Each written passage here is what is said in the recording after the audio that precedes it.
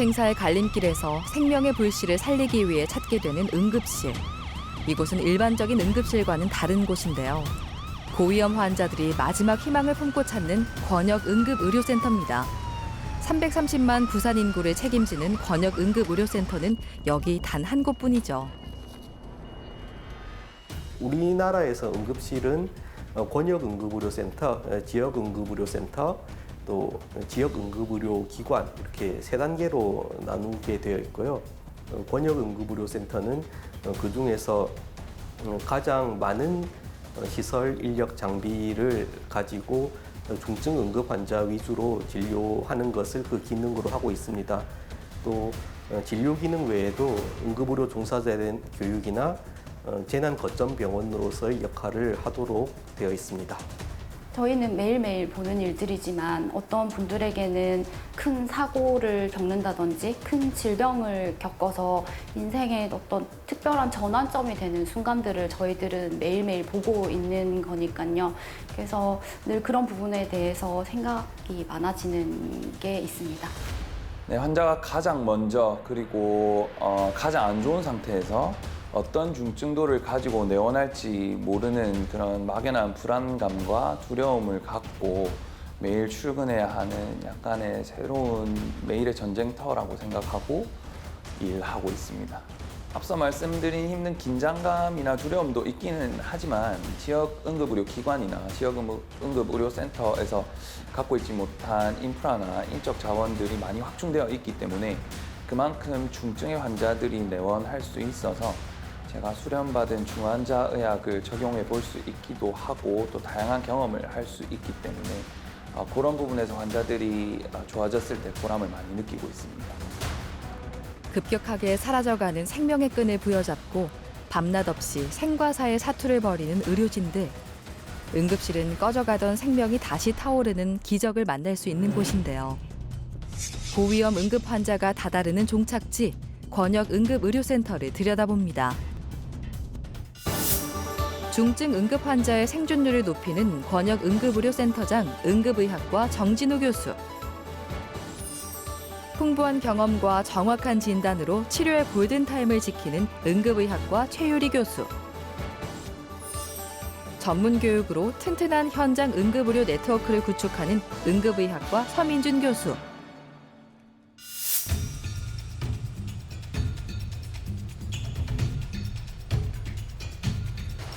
구급차의 다급한 사이렌과 함께 중증 환자가 권역응급의료센터를 찾았습니다.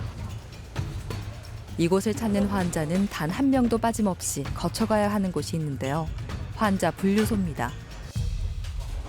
환자 분류소는 일단은 모든 응급실에 들어오기 전에 모든 환자들이 1차적으로 거쳐야 하는 곳인데 이곳에서 이제 중증 환자, 경증 환자를 1차적으로 분류하는 곳이에요. 그래서 우리나라는 케이터스라고 해서 5등급으로 이제 분류를 하는데 1등급에서 3등급은 중증 환자, 그다음에 4등급에서 5등급은 경증 환자로 분류를 하고 있어요. 그래서 숫자가 적을수록 1등급일수록 의료진이 더 빨리 가야 할 그런 중환자라고 보시면 됩니다.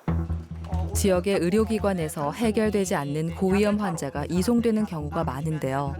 한시를 다투는 환자에게 신속한 치료를 시행하기 위해 증상에 따라 환자를 분류합니다.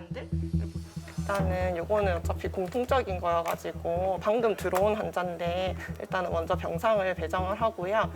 방금 오신 환자분은 전신세약 환자분이어서 전신세약인데 이제 혈압이 조금 낮기 때문에 저희가 3등급 일단은 중증 환자로 지금 분류를 해서 제가 분류를 하면은 이쪽에 모두가 공유할 수 있게 3이라는 등급이 있다요. 그러면 이제 안쪽에 의사 선생님들도 3등급이라는 걸 보고 좀 빨리 갈 수 있는 그런 분류를 하고 있습니다. 1등급은 보통 쉽게 생각하면 CPR 상황, 그다음에 뭐 중증 호흡 곤란 이런 거 이제 보시면 되세요. 5등급 같은 경우는 단순히 이제 약을 타러 오는 사람들이라던가 아니면은 단순히 발진, 그냥 그 국소성 발진 이런 환자들, 그냥 간지럽거나 이런 진짜 경증의 질환들을 보시면 되세요. 환자들은 저마다 활력 징후를 보냅니다. 살아있는 사람이라면 호흡하고 심장은 박동하고 일정한 체온을 유지하는 등 다양한 생체 신호를 보내는데요. 응급실에선 한자리에서 모든 환자의 활력 징후를 확인할 수 있습니다. 여기는 중증 응급 환자 진료 구역 안에 있는 스테이션입니다. 스테이션이고 저희가 환자 보는 업무는 거의 다 여기서 다 일어난다고 보시면 됩니다. 처방 내는 거, 검사 결과 확인하는 거, 뭐 검사 결과라고 하면 피 검사, 소변 검사, 뭐 엑스레이, CT, MR 다 여기서 다 보고요. 이 환자분들을 부착하고 있는 감시 장치, 심전도라든지 또 산소 포화도, 혈압 같은 모니터들도 여기 전체 응급실 전체 구역에 있는 모니터들을 다 중앙화해서 이렇게 혹시 이상이 있으면 바로 확인할 수 있도록 되어 있습니다. 모든 응급실이 그렇듯 이곳도 365일 24시간 꺼지지 않는데요. 의료진들도 교대로 환자를 돌보고 있습니다. 오전 근무하거나 오후 근무하거나 또는 뭐 야간 근무 이렇게 뭐 하루를 세 개로 오전 오후 야간으로 쪼개서 근무를 하고 있고요. 근무 시간이 되면 나와서 교대하고 들어오는 119 이송 의뢰라든지 전원 의뢰를 확인해서 우리가 뭐 수용하는 거 결정하고 있고요. 또 저희 입원 환자도 있기 때문에 저기 응급중환자실이나 저 응급병동에 입원해 있는 제 환자들 확인하고 회진하고 또 치료하고 뭐 이런 일을 하게 됩니다. 사이렌 소리와 함께 구급차가 급히 병원에 도착했습니다. 응급실에서는 전화로 먼저 환자의 현재 상태를 전달받는데요. 경우에 따라 환자 정보가 있는 경우에는 검사 자료를 확인하면서 환자를 맞을 만반의 준비를 다합니다. 못 드시는 건 언제부터 토하는 건 언제부터 있어요? 보름. 예, 보름 됐는데 이거 도박 이런 거 없이 가까이 그렇게 활력 징후가 매우 불안정한 상태입니다. 정확한 원인은 검사를 시행해봐야 하는데요. 응급처치로 환자의 호흡을 안정시키면서 검사할 수 있는 시간을 벌어줬습니다. 일단 산소 10리터 공급하는 중에도 산소 포화도가 뭐 충분히 오르지는 않고 열이 있고 또 맥박수가 1분에 한 130회로 많이 빠르시고 또 호흡도 30회 이상 빠르신 상태라서 호흡이 상당히 불안정하신 상태고요. 일단 청진해봤을 때는 양쪽 폐 아래쪽에서 좀 물 찬 소리 그리고 좁아진 소리 뭐 이런 것들이 들리고 있는 중이라서 폐렴이나 뭐 폐부종이 의심되는데 조금 더 검사 진행해봐야 될 것 같습니다.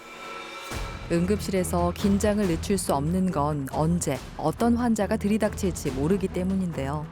이번엔 타 병원에서 급하게 전원된 환자입니다. 김해 병원에서 어머니가 저 배가 좀 아파가지고 그래가지고 저 검사차 갔다가 입원하시는 중에 어머니가 조금 저혈압 쇼크가 조금 오는 이제 증상이 있어가지고 그래 거기서 조금 올려가지고 혈압을 올려가지고 이쪽으로 오게 됐어요. 90세가 넘는 고령의 환자입니다. 이전에 담도염으로 권역응급의료센터를 찾은 적이 있는데요. 응급처치 후 다행히 혈압이 돌아왔습니다. 열이 좀 나시면서 혈압이 수축기 혈압 60 정도로 혈압이 많이 낮으신 상태로 쇼크 상태로 오셨거든요. 처음에는 수액을 한 1리터, 2리터까지 이제 수액을 빨리 공급해 드려야 됩니다. 그리고 수액이 충분히 들어가도 혈압이 오르지 않으면 이제 혈압 올리는 약을 써야 되는데 다행히 한 1리터 정도 들어갔을 때 혈압이 뭐 100 이상 올라오셔서 혈압 올리는 약은 더 쓰지 않고 폐혈증 지침에 따라서 치료를 계속 하도록 하면 되겠습니다. 저 어머니 담도 쪽에 그 병이 있으셔가지고 그때 여기에서 다 치료를 받았어요. 그래서 그 응급 이거는 잘 알고 있지요. 지금 선생님이 좀 안정권에 들었다고 하니까 빨리 이제 혈압이 좀 올라와가지고. 수고가 많습니다. 뭐라고 해? 수고가 많으시다고요. 괜찮아요. 수고가 많으시. 여기 많이 올랐으면 107인데 예, 아까 차 타고 올 때. 60에 했다니까. 확 때려가지고. 예. 약 많이 안 쓰고 요 정도 가지고 올라서 다행이지. 네. 치료 좀 받으십시다. 예. 일단 권역 응급의료센터 일 또는 뭐 대학병원에서 교수로서 일할 때는 제가 전공의들이나 또 후배 교수들을 가르치고 또 이분들이 좋은 의사가 되는 것을 보는 게 좀 보람이 되는 일인 것 같고요. 환자들에 대해서 이야기하자면 사실 저는 좋아져서 가신 분들은 오래 기억을 잘 못하고요. 뭔가 좀 아쉬웠던 환자들, 조금 다르게 접근했으면 어땠을까 이런 아쉬움, 고민을 많이 했던 그런 분들이 좀 오래 기억에 남는 것 같습니다.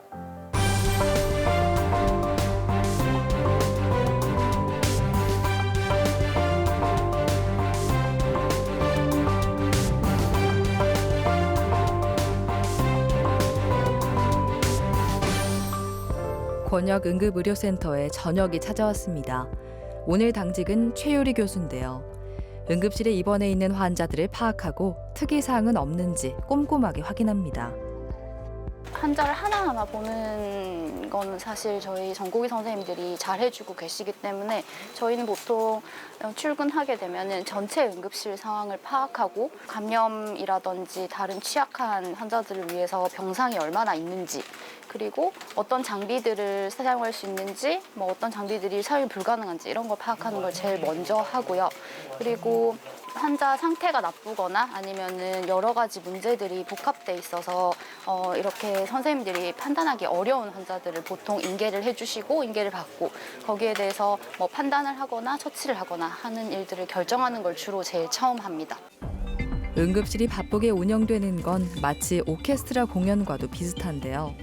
다양한 의료진이 각자 자리에서 최선을 다하며 호흡을 맞추고 있습니다. 그중 응급구조사는 응급실에서 빼놓을 수 없는 존재입니다.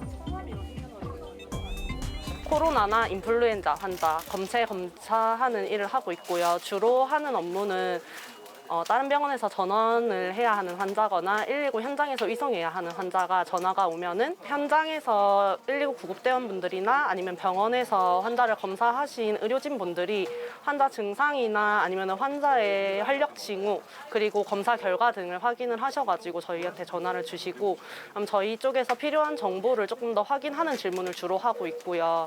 그거에 맞춰서 저희 병원에서 수용이 가능한지 불가한지 확인해서 다시 답변 드리고 있습니다.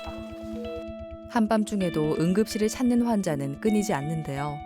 집에서 신고해 병원을 찾은 환자, 다행히 생사를 다툴 정도는 아닙니다. 어떻게 신고된 거예요? 헤마투리아 검사, 유린 검사상으로 헤마투리아가 나왔다 하시거든요. 그래가지고 몸 상태 안 좋으면 대학병원 가라 얘기를 들어가지고 신고하신 거. 바이탈은 피가 좀 높은 거 말고는 펄스 좀 빠르고 나머지는 괜찮아. 네, 알겠습니다. 119 구급대원들이 먼저 현장에서 환자의 활력 징후를 확인합니다. 환자의 상태를 종합적으로 판단해 응급실에서 수용할 수 있는지 확인하고 환자를 이송합니다. 대원분들이 보통 응급실에 오셔서 저희들한테 환자분을 인계하시면서 보통 어떻게 신고가 됐는지, 그리고 대원님들이 판단한 환자의 상태, 그리고 대원님들이 판단했을 때 추정되는 진단까지, 그리고 본인들이 어떤 처치를 했는지 이렇게 정리해서 보통 저희들한테 전달해 주십니다. 대원님들이 주신 정보들이 굉장히 중요한데요. 특히 외상이라든지 특정한 상태에서 발견됐다, 환자분이 아주 더운 데서 발견됐다, 혹은 아주 추운 곳에서 발견됐다, 이런 환경적인 정보들까지도 저희들한테는 굉장히 도움이 됩니다. 권역 응급의료센터로 온 환자들은 모두 활력 징후를 확인할 수 있는 장비를 달게 됩니다. 그리고 의료진들은 중앙에서 환자들의 실시간 상태를 확인할 수 있습니다. 환자들의 활력 징후를 한눈에 볼 수 있는 모니터링 장비인데요. 응급실 내에 있는 모든 병상에 모니터가 붙어 있고 여기 심박수라든지 산소포화도라든지 아주 중요한 지표들이 한눈에 볼 수 있게 되어 있거든요. 그래서 만약에 어떤 환자분한테 문제가 생겼다 이러면은 저희가 이 먼 데 있어도 바로바로 인지하고 환자분들한테 뛰어갈 수 있게끔 알려주는 장비라고 보시면 됩니다. CT와 일반 촬영 장비는 응급의료센터 전용으로만 사용해 신속한 진단이 가능합니다. 처음에 왔을 때 뭐 호흡을 잘하고 있는지 아니면은 뭐 대사적으로 문제가 있어서 환자한테 막 산혈증이 있지 않는지 이런 걸 바로바로 현장에서 확인할 수 있는 검사거든요. 그래서 신속 진단 검사라고 보통 부르고 응급실에는 어떻게 아주 가장 소중한 기계이자 가장 필요한 기계라고 할 수 있죠. 이걸로 많은 걸 결정하고 많은 걸 볼 수 있거든요. 그래서 이걸 보고 환자들이 안 좋다, 뭐 좋다, 이 정도는 버틸 수 있겠다 이런 걸 저희들이 결정하는 데 도움을 아주 많이 주는 혈액 검사 기계라고 보시면 돼요. 저마다의 사정을 가지고 응급실을 찾는 환자들. 환자나 보호자에게 현재 상태를 설명하고 앞으로 치료 방향을 알려주는 것도 의사의 몫인데요. 우선 응급처치를 통해 호흡과 맥박 등의 활력 징후를 안정시키고 정확한 원인을 찾기 위해 검사를 시행합니다. 고열이 있으시고 의식 저하가 있으셔서 타 병원에서 검사를 이것저것 하셨는데 검사 결과가 좀 모호한 부분들이 많아서 그리고 그쪽 병원이 뭐 신경외과라든지 신경과라든지 이런 문제들이 해결할 수 없는 게 있어서 저희 병원으로 전원을 오셨습니다. 일단은 열이 높으셔서 뭐 해열제 투여했고요. 일단 종합적으로 무슨 병인지 검사하기 위해서 혈액 검사랑 뇌 CT 검사돼 있는 상태고 타 병원에서 가져온 CT를 봤을 때 뇌 쪽으로 해서 뇌동맥류 같은 게 조금 의심이 되기는 하지만 그게 당장 문제는 되지 않아서 우리 병원 혈액 검사 했고 혈액 검사상에 염증 수치랑 소변이 굉장히 안 좋게 나왔거든요. 그래서 아마 요로 감염 때문에 의식이 같이 처진 게 아닌가 의심하고 거기랑 관련된 검사하려고 하고 있습니다. 이때 급하게 도착한 구급차 한 대. 오토바이 교통사고로 외상을 입은 환자입니다. 교통사고 환자가 병원에 도착하면 환자의 통증, 손상과 관련해 의심할 수 있는 모든 신체 부위의 검사가 빠르게 이루어집니다. 진단과 치료가 구분되지 않죠. 여긴 괜찮아요? 다리는 괜찮으세요? 발목 한번 움직여 볼까요? 괜찮은데. 발목 움직여 보세요. 요 발목. 괜찮아요? 아야.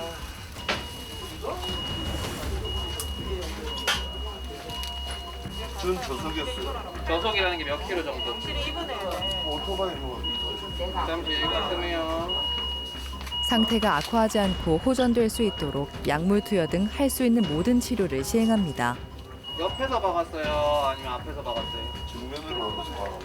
정면으로. 이게 응급실에 일하면서 가장 기분 좋은 순간들이 있는데요. 특히 응급실로 오시는 분들이 잘 기억을 못 하세요. 환자분들도 그렇고 보호자분들도 그렇고 어떤 사람들이 어떤 치료를 했는지 되게 경황이 없어서 기억을 못 하시거든요. 근데 이게 저희들이 열심히 밤새서 치료하고 환자분들 상태 시간별로 체크하고 했을 때 그래서 중환자실로 가셔가지고 잘 회복돼서 나가시게 되잖아요.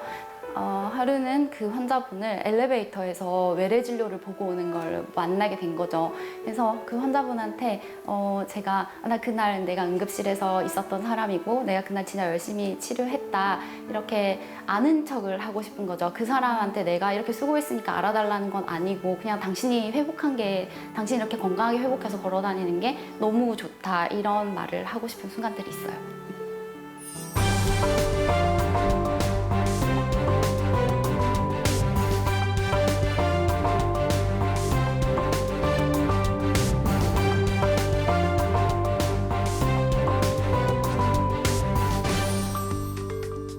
이른 시각 권역응급의료센터의 아침은 의사들의 모임으로 시작되는데요.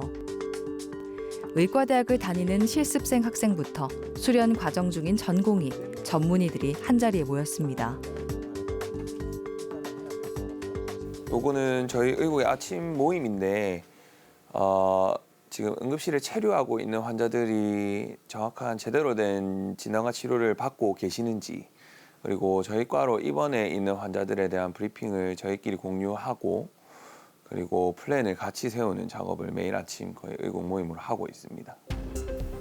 365일 24시간 공백 없이 응급실이 운영되기 위해서 환자 정보를 공유하는 시간은 필수인데요. 의료진이 바뀌어도 공통된 치료 방향으로 환자가 호전될 수 있도록 노력합니다. 네. 저는 어제 당직을 서서 오늘 아침 모임에 들어왔고 오늘 오전 근무 당직이신 권인호 교수님도 같이 아침 모임 진행했습니다. 일단 기본적으로 저희 전공의들이 들어오는데 어제 당직을 섰던 전공의들 들어오고 그리고 오늘 오전에 근무인 전공의들이 다 들어오고 한 명 어제 당직이었던 전공의들 중에 한 명은 응급실에 남아서 응급실을 지키게 되고요. 그리고 학생들, 우리 실습생들도 저희 과에 실습을 돌고 있으면은 저희 아침 모임에 같이 참여하게 되고 그리고 저희 과에 파견 와 있는 다른 과 전공의도 있거든요. 그래서 그 전공의 선생님도 같이 아침 모임에 참가하고 있습니다. 권역 응급의료센터는 중증 응급 환자를 중심으로 진료를 보기 때문에 유독 더 까다로운 환자가 많습니다. 검사 결과를 바탕으로 이야기하며 더 나은 치료법이 없을지 함께 고민합니다. 저희 응급의학과 교수들이 하는 업무들을 크게 나눠서 설명을 드리면 응급실에서 하는 환자 진료뿐만 아니라 일반인 심폐소생술 교육이나 현장 응급의료 종사자 교육 같은 지역사회에 필요한 응급의료 교육들도 함께 담당하고 있고 또 지자체들과 함께 응급의료 정책에 대한 소통도 함께 담당하고 있습니다. 응급 환자들의 생존율을 높이기 위해서 무엇보다 중요한 건 치료 골든타임을 어떻게 보내는가인데요. 환자를 가장 먼저 만나게 될 현장 응급의료 종사자의 역할이 중요한 이유입니다. 지금 진행한 수업은 현장 응급의료에 종사하고 계신 분들이 현장에서 심정지 환자를 맞닥뜨렸을 때 고품질의 심폐소생술을 시행할 수 있도록 교육을 해드리고 있는 겁니다. 현장에 심폐소생술이 필요한 심정지 환자를 만났을 때 어떤 상황에 심폐소생술을 시행해야 되는지, 그러니까 어떤 환자가 심정지 환자인지 알아보는 것과 심폐소생술을 어떻게 하는 것이 고품질의 심폐소생술인지, 그리고 기도 보조와 호흡은 어떻게 유지를 시켜야 되는 건지, 제세동기는 어떻게 쓰는 건지 전반적인 교육을 하고 있습니다. 종합상황실을 접하겠습니다. 70대 여자 환자가 심정지 상태로 발견되었다고 신고가 들어왔습니다. 땡땡역 화장실입니다. 지금 신고자가 심폐소생술을 시행 중입니다. 네, 시작하시면 되겠습니다. 저희가 밖에서 시행하는 일반인 심폐소생술 교육과의 차이점은 이분들은 현장 응급의료에 종사하시는 분들이기 때문에 목격자 심폐소생술을 시행하고 또 자동 제세동기를 들고 와서 시행하는 이런 부분들은 일반인 심폐소생술에서 시행하는 부분이고, 이분들은 이제 구조 요청을 받고 구조하러 도착했을 때 심폐소생술을 어떻게 해야 되는지와 자동 제세동기가 아니라 수동 제세동기를 사용해서 이게 정말 제세동이 필요한 리듬인지까지 직접 판단해서 제세동을 시행하는 그런 교육에 조금 차이가 있습니다. 특히 심정지 환자는 4분이라는 골든타임에 심폐소생술을 받지 않으면 생명이 위험하고 뇌 손상 등 장애가 발생할 수 있습니다. 응급 상황에서 당황하지 않고 신속하고 적절한 심폐소생술을 할 수 있도록 교육했습니다. 삶과 죽음을 가르는 찰나의 현장. 다양한 환자들이 생사를 넘나들며 응급실로 모여듭니다. 환자의 살고자 하는 의지와 밤낮 없는 의료진의 사투로 생명이 다시 힘차게 살아나는 기적을 만나기도 하는데요. 지금도 응급실에서는 목숨을 건 누군가의 사투가 벌어지고 있습니다. 응급실에 오셔야 되는 여러 응급한 상황들이 있습니다. 질병도 있고 손상도 있고 여러 가지가 있는데 대표적인 게 가슴이 아픈 흉통 환자들 중에 심근경색으로 진단되시는 경우, 또 한쪽에 마비가 온다거나 또는 아주 심한 두통이 갑자기 생기는 경우 119 구급대에 연락하셔서 구급차를 통해서 응급실로 좀 신속하게 와주시면 좋겠습니다. 비의도적으로 뭔가 세제라든지 아니면 가정용 화학용품 같은 데 노출이 되었을 때 어떻게 대처하실지 잘 모르실 수 있어요. 특히 마시는 경우도 위험할 수 있지만 눈이라든지 코 점막이 노출된 경우도 위험할 수 있기 때문에 그런 순간들이 오시면 언제든 응급실로 오시면 저희들이 도와드릴 수 있을 것 같아요. 권역응급의료센터에 근무하는 저희뿐만이 아니라 지역응급의료센터 그리고 지역응급의료기관에 근무하고 계시는 많은 응급의학과 전문의 선생님들이 밤낮으로 발생하는 환자들에게 최선의 진료를 제공하기 위해서 고군분투하고 있습니다. 그래서 인력 문제나 인프라 문제 때문에 최선의 대처를 가끔 못 해드리는 상황이 발생하기도 하지만 그래도 각자의 자리에서 최선을 다하고 있다는 걸 조금 알아주셨으면 하는 마음을 조심스럽게 말씀드리고 싶습니다.